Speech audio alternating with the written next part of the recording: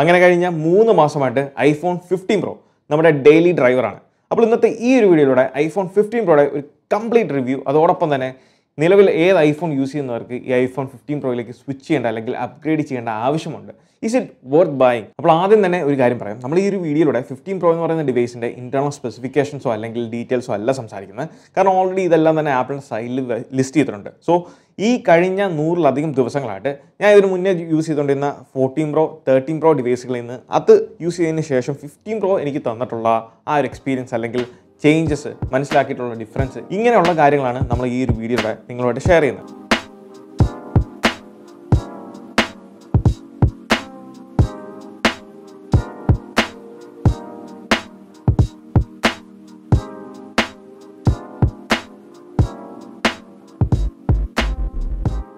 So first and foremost ഡിവൈസിൻ്റെ build and design എന്ന് പറയുന്നത്, ഡിസൈനിലേക്ക് വരുമ്പോൾ നമുക്ക് വലിയ ഡിഫറൻസുകൾ കഴിഞ്ഞ കുറേ വർഷങ്ങളായിട്ട് ആപ്പിൾ ഐഫോൺ 12 മുതൽ ഫോളോ ചെയ്യുന്ന അതേ ഡിസൈൻ പ്രിൻസിപ്പിൾ തന്നെയാണ് ഇവിടെയും റിസംബിൾ ചെയ്യുന്ന. വലിയ ഡിഫറൻസ് ഒന്നും നമുക്ക് കാര്യമായിട്ട് കാണാൻ സാധിക്കത്തില്ല. എന്നാൽ ഇതിൻ്റെ in hand feel it's amazing. കാരണം ഇതുവരെ ഞാൻ യൂസ് ചെയ്തിട്ടുള്ള എല്ലാ ഐഫോണുകളും ഞാൻ കേസ് ഇട്ട് തന്നെ പ്രോപ്പറായിട്ട് അതിനെ പ്രൊട്ടക്ട് ചെയ്യുന്ന രീതിയിൽ തന്നെയാണ് യൂസ് ചെയ്തിട്ടുള്ളത്. പക്ഷേ എന്തുകൊണ്ടാണെന്ന് അറിയത്തില്ല, ഈ ഒരു 15 പ്രോ വാങ്ങിച്ചതിന് ശേഷം ഏറ്റവും കുറവ് ഞാൻ കേസ് യൂസ് ചെയ്തിട്ടുള്ള ഒരു ഡിവൈസ് എന്ന് പറയുന്നത് നിസ്സംശയം പറയാം 15 പ്രോ ആണ്. അത് ഇതിൻ്റെ ഒന്നാമത്തെ കാര്യം എന്ന് പറയുന്നത് ഇതിൻ്റെ ലൈറ്റ് വെയിറ്റ് ആണ്. കാരണം ടൈറ്റേനിയം ഷാസി വരുന്നതുകൊണ്ട് തന്നെ ആപ്പിൾ കാര്യമായിട്ടുള്ള, നമ്മൾ ഓൺ പേപ്പർ നോക്കുമ്പം നമ്പേഴ്സിൽ വലിയ വ്യത്യാസങ്ങൾ, ചെറിയൊരു വ്യത്യാസമാണ് നമ്മളുടെ വെയിറ്റ് സൈസിൽ വരുന്നതെങ്കിലും, പക്ഷേ ഓൺ ഹാൻഡ് അത് ഫീൽ ചെയ്യുമ്പം നല്ലൊരു ഡിഫറൻസ് ആണ്. ടൈറ്റേനിയം മാത്രമല്ല ഇതിൻ്റെ കംഫർട്ടിലുള്ള റീസൺ. ഡിസൈൻ വൈസ് ഞാൻ പറഞ്ഞ പോലെ ബോക്സി ഡിസൈൻ ആണ് എങ്കിലും ആപ്പിൾ ചെയ്ത ഒരു കാര്യം എന്ന് പറയുന്നത് ഇതിൻ്റെ എഡ്ജസ്, ഈ ഒരു ബോക്സി ഡിസൈൻ വരുന്ന ആ ഒരു കോർണേഴ്സ് ആപ്പിൾ അത് കർവ് ചെയ്തു. അതുകൊണ്ട് തന്നെ ഈ ഒരു ഡിവൈസ് കയ്യിൽ ഹോൾഡ് ചെയ്യാൻ വളരെ സാറ്റിസ്ഫൈങ് ആണ്, കംഫർട്ടാണ്. ഡിസൈനിൽ തന്നെ മൂന്നാമത്തെ പോയിന്റ് ആണ് ഡ്യൂറബിലിറ്റി എന്ന് പറയുന്നത്. കേസ് ഇല്ലാതെ യൂസ് ചെയ്യുന്നതുകൊണ്ട് തന്നെ പലതവണ എൻ്റെ കയ്യിൽ നിന്ന് ഈ ഒരു ഡിവൈസ് താഴെ പോയിട്ടുണ്ട്.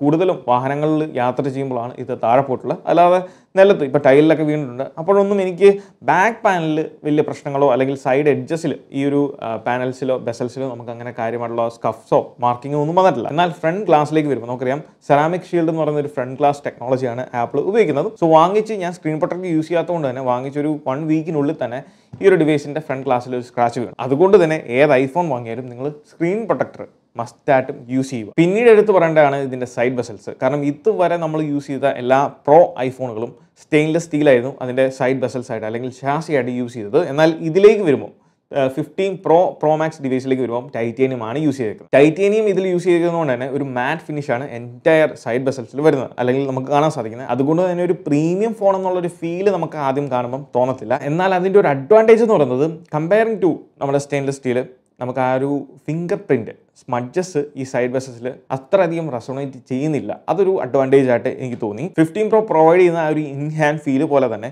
ഡിവൈസ് ഓൺ ആക്കി നമ്മൾ യൂസ് ചെയ്യുമ്പോൾ നമുക്ക് ലഭിക്കുന്ന മറ്റൊരു വൈബാണ് ഇതിൻ്റെ ബെസൽസ്. കാരണം വളരെ തിന്നറായിട്ടുള്ള 1.7 മില്ലിമീറ്റർ ആണ് ഈ ഒരു ബെസൽസിൻ്റെ, ഇതിൻ്റെ ഡിസ്പ്ലേക്ക് ചുറ്റുമുള്ള ബെസൽസിൻ്റെ തിക്നെസ് എന്ന് പറയുന്നത്. ആൻഡ് ഡിസൈനിൽ ഒരു മേജർ ഇമ്പാക്റ്റ് അല്ലെങ്കിൽ ചേഞ്ച് കൊണ്ടുവന്ന ഒരു ചെറിയ കാര്യമാണ് ഇതിൻ്റെ ആക്ഷൻ ബട്ടൺ എന്നുള്ളത്. കാരണം ആക്ഷൻ ബട്ടൺ ഉപയോഗിച്ച് നമുക്ക് ധാരാളം കസ്റ്റമൈസേഷൻ ഓപ്ഷൻസ് അല്ലെങ്കിൽ കാര്യങ്ങൾ നമുക്ക് ക്രിയേറ്റ് ചെയ്യാൻ സാധിക്കും. ഡിസൈനിൽ ഞാൻ ഈ പറഞ്ഞ കാര്യങ്ങളെല്ലാം എന്ന് പറയുന്നത് ഈ ഫോണിനെ സംബന്ധിച്ചോളം ഇതിൻ്റെ ഏറ്റവും ചെറിയ ഫീച്ചേഴ്സാണ്. എന്നാൽ ഇനി പറയുന്നതാണ് ഇതിൻ്റെ ഏറ്റവും വലിയൊരു അഡ്വാൻറ്റേജ്, അതാണ് type C. Thanks to EU ഉള്ളത് കൊണ്ടാണ് നമുക്കിപ്പം ഈ ഒരു ടൈപ്പ് സി എന്ന് പറയുന്ന ഒരു ഓപ്ഷൻ ഐഫോണിലേക്ക് ആപ്പിൾ കൊണ്ടുവന്ന് അല്ലെ ഫോഴ്സ്ഫുള്ളി കൊണ്ടുവരാനുള്ളതിൻ്റെ പ്രധാന കാരണം എന്ന് പറയുന്നത്. നമുക്ക് ഇതുവരെ ചെയ്യാൻ സാധിക്കാത്ത പല കാര്യങ്ങളും ഈ ഒരു ടൈപ്പ് സി വന്നുകൊണ്ട് നമുക്ക് ചെയ്യാൻ സാധിക്കും. Especially reverse charging. നമുക്ക് വയർലെസ് റിവേഴ്സ് ചാർജിങ് ഇല്ല, പക്ഷേ നമുക്ക് ടൈപ്പ് സി കേബിൾ ഉപയോഗിച്ചുകൊണ്ട് നമ്മുടെ ആപ്പിൾ വാച്ച് എയർപോർട്സ് ചാർജ് ചെയ്യാൻ സാധിക്കും. ഈവൻ മറ്റൊരു ഐഫോൺ, അതിപ്പം ഐഫോൺ 13 അല്ലെങ്കിൽ 14, ഈവൻ ഒരു ആൻഡ്രോയിഡ് ഡിവൈസ് പോലും നിങ്ങൾക്ക്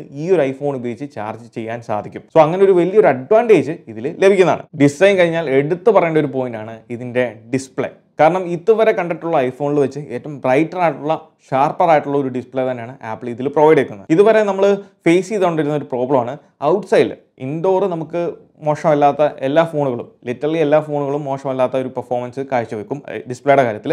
എന്നാൽ ഔട്ട്ഡോറിലാണ് നമ്മൾ ഏറ്റവും കൂടുതൽ സ്ട്രഗിൾ ചെയ്യുന്നത്. എസ്പെഷ്യലി നമ്മൾ ഡയറക്റ്റ് സൺലൈറ്റിലൊക്കെ പോകുമ്പം അത് വലിയൊരു ബുദ്ധിമുട്ടാണ്. എന്നാൽ ആ ഒരു പ്രോബ്ലം ആപ്പിൾ പരിഹരിച്ചേക്കാണ്. 2000 നിറ്റ്സിൻ്റെ ബ്രൈറ്റ്നസ് ഉള്ള ഡിസ്പ്ലേ ആണ് ആപ്പിൾ 15 പ്രോയിൽ നൽകിയിട്ടുള്ളത്. ഓവറോൾ ഈ ഒരു ഡിസ്പ്ലേ പ്രൊവൈഡ് ചെയ്യുന്ന ഇതിൻ്റെ പിക്ചർ ക്വാളിറ്റി അല്ലെങ്കിൽ ഔട്ട്പുട്ട് എന്ന് പറയുന്നത് നല്ല ഷാർപ്പും ക്ലിയറും ക്ലീനുമായിട്ടുള്ള ഒരു ഔട്ട്പുട്ട് തന്നെയാണ്. ഇതിൽ HDR10 HLG ഡോൾബി വിഷൻ സപ്പോർട്ടും ആപ്പിൾ കൊടുത്തിട്ടുണ്ട്. മൂന്നാമത് പെർഫോമൻസ്.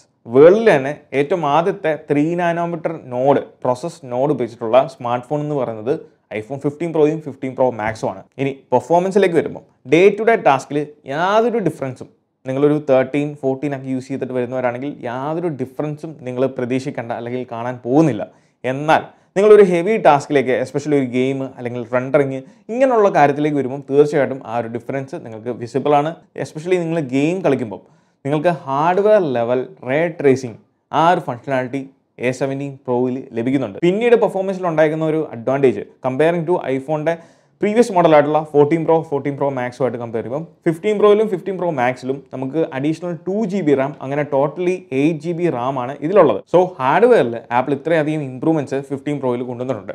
പക്ഷേ ഈ പറയുന്ന ഹാർഡ്വെയറിൻ്റെ ഔട്ട്പുട്ട് നമുക്ക് പ്രധാനമായിട്ടും ലഭിക്കണം എന്നുണ്ടെങ്കിൽ ആ ഒരു ഒപ്റ്റിമൈസേഷൻ സോഫ്റ്റ്വെയർ ഒപ്റ്റിമൈസേഷൻ എന്ന് പറഞ്ഞ കാര്യം വളരെ ഇമ്പോർട്ടൻ്റ് ആണ്. സോഫ്റ്റ്വെയർ ഒപ്റ്റിമൈസേഷൻ്റെ കാര്യത്തിലേക്ക് വരുമ്പം 15 Proയിൽ ചെറിയ വളരെ സിമ്പിളായുള്ള ചില കാര്യങ്ങളിൽ ഇപ്പോഴും ഒരു പ്രോബ്ലം അല്ലെങ്കിൽ ചില ബഗ്ഗുകൾ ഫേസ് ചെയ്യുന്നുണ്ട്. സോ സോഫ്റ്റ്വെയർ ഒപ്റ്റിമൈസേഷൻ മുന്നോട്ട് പോകുന്നതനുസരിച്ച് അല്ലെങ്കിൽ അതിൻ്റെ ക്ലാരിറ്റി കൂടുന്നതനുസരിച്ചായിരിക്കും നമുക്ക് ആ ഒരു പെർഫോമൻസിലും കാര്യമായുള്ള ഇമ്പ്രൂവ്മെൻറ്റ്സ്. ഞാൻ പറഞ്ഞ പോലെ ഇത് വലിയ സംഭവങ്ങളൊന്നുമല്ല. ഈ ഒപ്റ്റിമൈസേഷൻ എന്ന് പറയുന്നത് വളരെ സിമ്പിളായിട്ടുള്ള ചില കാര്യങ്ങൾ ചില ടാസ്കുകളിൽ നമുക്കത് റിഫ്ലക്ട് ചെയ്യുന്നുണ്ട്. സോ മുന്നോട്ട് പോകും തോറും ആപ്പിൾ തീർച്ചയായിട്ടും അത് ഒപ്റ്റിമൈസ് ചെയ്യും, അത് ക്ലിയർ ചെയ്യും എന്ന് തന്നെയാണ് നമ്മൾ വിശ്വസിക്കുന്നത്. ആൻഡ് നാലാമത്തെ പോയിന്റ് ക്യാമറ. ഹാർഡ്വെയർ വൈസ് അല്ലെങ്കിൽ ഓൺ പേപ്പർ കഴിഞ്ഞ വർഷം എന്താണോ ഉണ്ടായിരുന്നത് അത് തന്നെയാണ് നമുക്ക് ഇവിടെയും ഈ വർഷവും കാണാൻ സാധിക്കുന്നത്. അതായത് വലിയ ചേഞ്ചസ് ഒന്നും ഹാർഡ്വെയറിൽ 48 MP മെയിൻ സെൻസർ, ബാക്കിയുള്ള എല്ലാം 12 MP സെൻസേഴ്സ് അതൊക്കെ തന്നെയാണ്. എന്നാൽ അവിടെ ഇവിടെയും കുറച്ച് ഈ പറഞ്ഞ ആപ്പർച്ചറിൻ്റെ കാര്യത്തിൽ ചെറിയ ഡിഫറൻസ് അവിടെ ഇവിടെ കാണാൻ സാധിക്കും. ഈ കാര്യങ്ങൾ ഒഴിച്ചാൽ നമുക്ക് ക്യാമറയിൽ ഈ വർഷം കൊണ്ടുവന്നേക്കുന്ന അഡ്വാൻറ്റേജ് എന്ന് പറയുന്നത് എല്ലാം തന്നെ മെഷീൻ ലേണിങ്ങിൻ്റെയും അതോടൊപ്പം തന്നെ സോഫ്റ്റ്വെയർ ഒപ്റ്റിമൈസേഷൻ്റെയും അല്ലെങ്കിൽ സോഫ്റ്റ്വെയർ പരമായിട്ടുള്ള ഫീച്ചേഴ്സിൻ്റെ ഒരു അഡ്വാൻറ്റേജസ് ആണ് നമുക്ക് ഈ പ്രാവശ്യം ലഭിച്ചിരിക്കുന്നത്. അതിൽ വളരെ പ്രധാനപ്പെട്ടാണ് നമുക്ക് നോർമൽ ഫോട്ടോസ് എടുക്കുന്ന സമയത്ത് നമുക്കിപ്പം 12 MP 24 MP ഫോട്ടോസ് എടുക്കാൻ സാധിക്കും. അതായത് നമ്മുടെ മെയിൻ സെൻസറിൽ എടുക്കുന്ന ഫോട്ടോസ് നമുക്കൊന്നെങ്കിൽ 12 MP ഫോട്ടോ ആയിട്ടോ അല്ലെങ്കിൽ 24 MP ഫോട്ടോ ആയിട്ടോ നമുക്ക് സേവ് ചെയ്യാൻ സാധിക്കും. ഈ പറഞ്ഞ ഫീച്ചർ നമ്മൾ പറയുമ്പം വളരെ സിമ്പിൾ ആണെങ്കിലും ഇതുവരെ ഇറങ്ങിയിട്ടുള്ള ഒരു സ്മാർട്ട് ഫോൺസിലും നമുക്ക് 24 MP നോർമൽ ഫോട്ടോസ് എടുക്കാൻ സാധിക്കില്ല. ഈവൻ ദോ പിക്സലിൻ്റെ അല്ലെങ്കിൽ മെയിൻ സെൻസറിൻ്റെ സൈസ് 48 MP ആണെങ്കിലും നോർമൽ ഫോട്ടോസ് നമുക്ക് 24 MP ആയിട്ട് എടുക്കാൻ സാധിക്കത്തില്ല. കാരണം അവിടെയാണ് പിക്സൽ ബിന്നിങ് എന്ന് പറയുന്ന ആ ഒരു ഫീച്ചർ ആപ്പിൾ ഇൻട്രൊഡ്യൂസ് ചെയ്തത്. സോ എങ്ങനെയാണ് ഈ 24 MP ഫോട്ടോ എടുക്കുന്നതെന്ന് വെച്ചാൽ ഓരോ 4 പിക്സൽസിനെയും കമ്പൈൻ ചെയ്ത് ഒരു വലിയ പിക്സലാക്കും. അങ്ങനെയാണ് ഈ ഒരു പിക്സൽ ബിന്നിങ് എന്ന് പറഞ്ഞ ഫീച്ചർ ഫങ്ഷനാലിറ്റി വർക്ക് ചെയ്യുന്നത്. അങ്ങനെയാണ് നമുക്ക് 24 MP ഫോട്ടോസ് നോർമൽ ഫോട്ടോസ് എടുക്കാൻ സാധിക്കുന്നത്. ഈ ഒരു ഫീച്ചർ ഈ പിക്സൽ ബിന്നിങ് എന്ന് പറഞ്ഞ ഫീച്ചർ ഓൾറെഡി നമ്മുടെ Pixel 7 Proയിൽ ഈ ഒരു ടെക്നോളജി ഇൻട്രൊഡ്യൂസ് ചെയ്തിട്ടുണ്ട്. പക്ഷേ കുറച്ചും കൂടെ വ്യത്യസ്തമായിട്ടുള്ള രീതിയിലാണ് ആപ്പിൾ ആ ഒരു പിക്സൽ ബിന്നിങ് എന്ന് പറഞ്ഞ ഫീച്ചറിനെ അപ്രോച്ച് ചെയ്തത്. രണ്ടാമത് നൈറ്റ് മോഡ്. പ്രീവിയസ് ജനറേഷനുള്ള 13, 14 ഒക്കെ ആയിട്ട് കമ്പയർ ചെയ്യുമ്പം കുറച്ചും കൂടെ ക്ലാരിറ്റി ഉള്ള അല്ലെങ്കിൽ കുറച്ചും കൂടെ ബെറ്റർ ആയിട്ടുള്ള നൈറ്റ് മോഡ് ഫോട്ടോസ് നമുക്ക് എടുക്കാൻ സാധിക്കുന്നുണ്ട്. അത് ഒരു അഡ്വാൻറ്റേജ് തന്നെയാണ്. മൂന്നാമത് നമുക്ക് ഇതുവരെ പോർട്രേറ്റ് മോഡിലായിരുന്നു നമുക്ക് ഹ്യൂമൻ അല്ലെങ്കിൽ ആനിമൽ ഫേസസ് നമുക്ക് ഡിറ്റക്ട് ചെയ്യാൻ സാധിക്കുന്നത്. എന്നാൽ ഇപ്പം നമ്മുടെ നോർമൽ ഫോട്ടോ മോഡിലും നമുക്ക് എടുക്കുന്ന ഫോട്ടോസിനെ ബാക്ക്ഗ്രൗണ്ട് ഡെപ്ത് കൺട്രോൾ ചെയ്യാൻ സാധിക്കും. അതായത് നോർമൽ ഫോട്ടോ മോഡിൽ നമുക്ക് ഹ്യൂമൻസിനെയും ആനിമൽസിനെയും ഡിറ്റക്ട് ചെയ്യാൻ സാധിക്കും. അത് ഡിറ്റക്ട് ചെയ്ത് കഴിഞ്ഞാൽ നമുക്ക് ഡെപ്ത് കൺട്രോൾ നമ്മുടെ ബാക്ക്ഗ്രൗണ്ടിലുള്ള ബോക്ക കൺട്രോൾ ചെയ്യാൻ സാധിക്കും. അതിൻ്റെ ഡെപ്ത് അഡ്ജസ്റ്റ് ചെയ്യാൻ സാധിക്കും നോർമൽ ഫോട്ടോയിലും. നാലാമത് ഷട്ടർ ലാഗ് ഇല്ലാതെ നമുക്ക് ഫോട്ടോസ് എടുക്കാൻ സാധിക്കും എന്നുള്ളതാണ്. പ്രീവിയസ് ജനറേഷനുമായിട്ട് കമ്പയർ ചെയ്യുമ്പോൾ HDR5 എന്ന് പറയുന്ന പുതിയ ടെക്നോളജിയും ആപ്പിൾ ഫോട്ടോസിൽ ഇൻക്ലൂഡ് ചെയ്തിട്ടുണ്ട്. And on the flip side നമ്മുടെ വീഡിയോയിലേക്ക് വരുമ്പം ഈ വർഷത്തെ ഐഫോണിലാണ് നമുക്ക് വലിയൊരു ചേഞ്ച് ആപ്പിൾ കൊണ്ടുവന്നേക്കുന്നത്. അതാണ് ലോഗ് വീഡിയോസ്. അതായത് നമ്മുടെ മിററസ് ക്യാമറയിൽ ഇപ്പം സോണിയുടെ അല്ലെങ്കിൽ കാനോണിൻ്റെ ഒക്കെ ക്യാമറയിൽ ലോഗ് ടൈപ്പിൽ അല്ലെങ്കിൽ ലോഗ് ഫോർമാറ്റിൽ നമുക്ക് വീഡിയോ എടുക്കാൻ സാധിക്കും. അതായത് ഫ്ലാറ്റ് കളർ പ്രൊഫൈലിൽ എടുക്കുന്ന വീഡിയോസാണ് ലോഗ് വീഡിയോസ്. ആ രീതിയിൽ നമുക്ക് iPhone 15 Proയിലും 15 Pro Maxിലും നമുക്ക് വീഡിയോ ഷൂട്ട് ചെയ്യാൻ സാധിക്കും. സോ അതൊരു വലിയ അഡ്വാൻറ്റേജ് തന്നെയാണ്. ആൻഡ് ഈ ഒരു പ്രോലോഗ് എന്ന് പറയുന്ന ഓപ്ഷൻ നമുക്ക് നിങ്ങൾ SSD കണക്റ്റീവ് ആണെങ്കിൽ നമുക്ക് 60 FPS 4K Prolog video shoot ചെയ്യാൻ സാധിക്കും. അവിടെയാണ് നമുക്ക് USB Type-C കൊണ്ടുവന്നതിൻ്റെ രണ്ടാമത്തെ ഒരു അഡ്വാൻറ്റേജ് ലഭിക്കുന്നത്. ക്യാമറ കഴിഞ്ഞാൽ ഇതിലെ അവസാനത്തെയും അഞ്ചാമത്തെയും പോയിന്റാണ് ഇതിൻ്റെ ബാറ്ററി.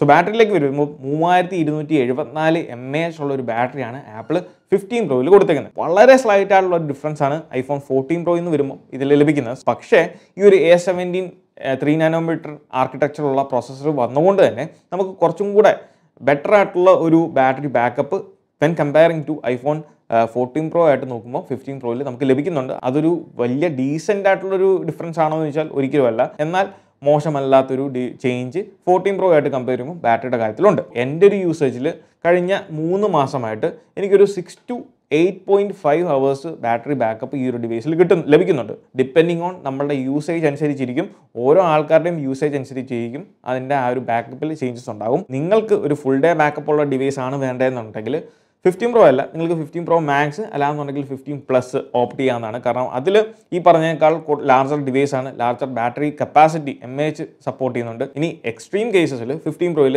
നമുക്ക് ഒന്നെങ്കിൽ ഈ ഒരു പ്രൊമോഷൻ ഡിസ്പ്ലേ ടേൺ ഓഫ് ചെയ്തിടാം. അതായത് 120 Hz ഓപ്ഷൻ ഡിസേബിൾ ചെയ്തിട്ടാൽ 60 Hz പിന്നെ പാനൽ വർക്ക് ചെയ്യുന്നത്. ആ രീതിയിൽ നിങ്ങൾക്ക് ബാറ്ററി സേവ് ചെയ്യാൻ സാധിക്കും. പിന്നെ ഉള്ളത് ലോ പവർ മോഡ് എന്ന് പറഞ്ഞ ഓപ്ഷനാണ്. അതും യൂസ് ചെയ്താൽ നിങ്ങൾക്ക് 1 day അത്യാവശ്യം ബാക്കപ്പ് 15 Proയിൽ നിങ്ങൾക്ക് ലഭിക്കുന്നതായിരിക്കും. ഇത്രയും നേരം നമ്മൾ സംസാരിച്ചത് ഇതിൻ്റെ അഡ്വാൻറ്റേജസ് ആണെങ്കിൽ ഇനി ഞാൻ പറയാൻ പോകുന്നത് ഇതിൻ്റെ ഡിസഡ്വാൻറ്റേജസ്, ഇതിൻ്റെ പോരായ്മകളാണ്. അതിലെ ഒന്നാമത്തെ കാര്യമാണ് 14 Proയ്ക്കും ഇതേ സെയിം പ്രോബ്ലം എന്ന് പറയാൻ പറ്റത്തില്ല. ആ ഒരു ഫോക്കൽ റേഞ്ചിൽ ഡിഫറൻസ് ഉണ്ട്. അതായത് നമ്മളൊരു ഫോട്ടോ എടുക്കാൻ വേണ്ടി, ഒരു സബ്ജക്റ്റിനെ ഫോട്ടോ എടുക്കാൻ വേണ്ടി നമ്മൾ ഈ വെക്കുന്ന റേഞ്ച് എന്ന് പറയുന്നത് കുറച്ചധികം നിങ്ങൾ അകത്തി വെച്ചാലേ ഉള്ളൂ നിങ്ങൾക്ക് ആ ഒരു ഡിവൈസ് ഫോക്കസ് ആയിട്ട് ലഭിക്കത്തുള്ളൂ. രണ്ടാമത് സൂമിംഗ് റേഞ്ച് ആണ്. 5x എന്ന് പറയുന്ന ആ ഒരു ഒപ്റ്റിക്കൽ സൂം റേഞ്ച് അത് ഐഫോൺ 15 Pro Maxൽ മാത്രമായിട്ട് ആപ്പിൾ ഒതുക്കി എന്നുള്ളതാണ്. സോ 5x എന്നുള്ള ഒരു പ്രോ ഫീച്ചർ ആണെങ്കിൽ ഈ ഫോൺ പ്രോ എന്നുള്ള പേരിലാണ് ആപ്പിൾ റിലീസ് ചെയ്യുന്നതെങ്കിൽ തീർച്ചയായിട്ടും ഇതിലും 5x സൂം കൊടുക്കണമായിരുന്നു, ഒപ്റ്റിക്കലി 5x സൂം കൊടുക്കണമായിരുന്നു. 5x സൂം ഇല്ലാത്തതുകൊണ്ട് ഈ ഒരു ഫോൺ മോശമാണ് എന്ന് ഞാൻ പറയത്തില്ല. അതും കൂടെ ഉണ്ടായിരുന്നെങ്കിൽ നല്ലൊരു അഡ്വാൻറ്റേജസ് ആയേനെ. ഇപ്പോഴും നിലവിലത്തെ സാഹചര്യത്തിലും മോശമല്ലാത്ത നല്ല സൂം ഫോട്ടോസ് എടുക്കാൻ സാധിക്കും. കമ്പയറിംഗ് ടു 13, 12, 14 ഒക്കെ ആയിട്ട് കമ്പയർ ചെയ്യുമ്പം കുറച്ചും കൂടെ ബെറ്റർ ആയിട്ടുള്ള പ്രോസസ്സിങ്ങും നമുക്ക് സൂം ഫോട്ടോസിൽ ലഭിക്കുന്നതുമാണ്. മൂന്നാമത്തെ ഒരു പോരായ്മ എന്ന് പറയുന്നത് ഇതിൻ്റെ ചാർജിങ് സ്പീഡാണ്. ഇപ്പോഴും ടൈപ്പ് സി കൊണ്ടുവന്നു, 3.1 ആണ് എങ്കിലും അവർ ചാർജിങ് സ്പീഡ് ലിമിറ്റ് ചെയ്തേക്കുവാണ്. ലൈറ്റ്നിങ്ങിൽ നിന്ന് മാറി USB 3.1 വന്നിട്ടും ആപ്പിൾ ചാർജിങ് സ്പീഡിൻ്റെ കാര്യത്തിൽ ആ ലിമിറ്റ് കൊണ്ടുവന്നത് അതൊരു ഡൗൺ സൈഡ് തന്നെയാണ്. നാലാമത് ഇതിൻ്റെ ബോക്സിൽ വരുന്ന കേബിൾ, 15 Pro Maxൻ്റെ ബോക്സിൽ വരുന്ന കേബിൾ എന്ന് പറയുന്നത് USB 3 സപ്പോർട്ട് ചെയ്യുന്നതാണെങ്കിലും അതിൻ്റെ കേബിളിൻ്റെ കപ്പാസിറ്റി എന്ന് പറയുന്നത് സ്പീഡ്, ഡാറ്റ ട്രാൻസ്ഫറിങ് സ്പീഡ് എന്ന് പറയുന്നത് വളരെ കുറവാണ്. അപ്പോൾ ഡാറ്റ ട്രാൻസ്ഫറിങ് സ്പീഡിൻ്റെ കാര്യത്തിലേക്ക് വരുമ്പം ആ ഒരു വരുന്ന കേബിളിൽ നമുക്ക് ആ ഒരു സപ്പോർട്ട് അല്ലെങ്കിൽ അതിൻ്റെ അഡ്വാൻറ്റേജ് ലഭിക്കുന്നില്ല എന്നുള്ളത് ഒരു പോരായ്മയായിട്ട് എനിക്ക് തോന്നി. അപ്പോൾ ഇത്രയും കാര്യങ്ങളാണ് 15 Pro എന്ന് പറയുന്ന ഈ ഒരു ഡിവൈസിൻ്റെ അഡ്വാൻറ്റേജസും ഡിസഡ്വാൻറ്റേജസും. ഇനി 15 Pro എന്ന് പറയുന്നത് ഏത് ഐഫോൺ യൂസ് ചെയ്യുന്നവർക്ക് സ്വിച്ച് ചെയ്യാൻ പറ്റുന്ന അല്ലെങ്കിൽ അപ്ഗ്രേഡ് ചെയ്യാൻ സാധിക്കുന്നതാണെന്ന് ചോദിച്ചാൽ വളരെ സിമ്പിളായിട്ട് തന്നെ പറയാം. സോ നിങ്ങൾ ഒരു 13, 14 ഡിവൈസുകളൊക്കെ യൂസ് ചെയ്യുന്നവരാണെങ്കിൽ യാതൊരു കാരണവശാലും 15ലേക്ക് അപ്ഗ്രേഡ് ചെയ്യേണ്ട ആവശ്യകത അവിടെ ഇല്ല. കാരണം ഓൾമോസ്റ്റ് സിമിലർ ആയിട്ടുള്ള പെർഫോമൻസ് കാര്യങ്ങൾ ഡേ ടു ഡേ ലൈഫ് ടാസ്കിൽ ഓൾമോസ്റ്റ് സിമിലർ ആയിട്ടുള്ള പെർഫോമൻസും അത്യാവശ്യം മോശമല്ലാത്ത ബിൽ ക്വാളിറ്റിയും കാര്യങ്ങളും എല്ലാം തന്നെ ഈ പറഞ്ഞ 13ലും 14ലും നിങ്ങൾക്ക് ലഭിക്കുന്നതാണ്. സോ അതിന് താഴേക്കുള്ള 12, 11, 10s, 10 ഒക്കെ ഉപയോഗിക്കുന്നവരാണെങ്കിൽ ഡെഫിനറ്റ്ലി ഡെഫിനറ്റ്ലി അങ്ങനെയുള്ളവർക്ക് അപ്ഗ്രേഡബിൾ ആയിട്ടുള്ള 13 താഴേക്കുള്ള 12 മുതലുള്ള എല്ലാ യൂസേഴ്സിനും ഇത് അപ്ഗ്രേഡ് ചെയ്യാവുന്നതാണ്. It's worth upgrading. അപ്പോൾ അതൊക്കെയാണ് നമ്മുടെ 15 Proനെ പറ്റിയുള്ള വിശേഷങ്ങൾ. അപ്പോൾ ഈ ഒരു വീഡിയോ നിങ്ങൾക്ക് ഇഷ്ടമായെന്ന് വിചാരിക്കുന്നു. ഈ വീഡിയോ ഇഷ്ടമായാൽ തീർച്ചയായിട്ടും പോയി നമ്മുടെ ലൈക്ക് ബട്ടൺ സ്മാഷ് ചെയ്യുക. So once again this is me Milan. Catch you guys next video. Till then, peace.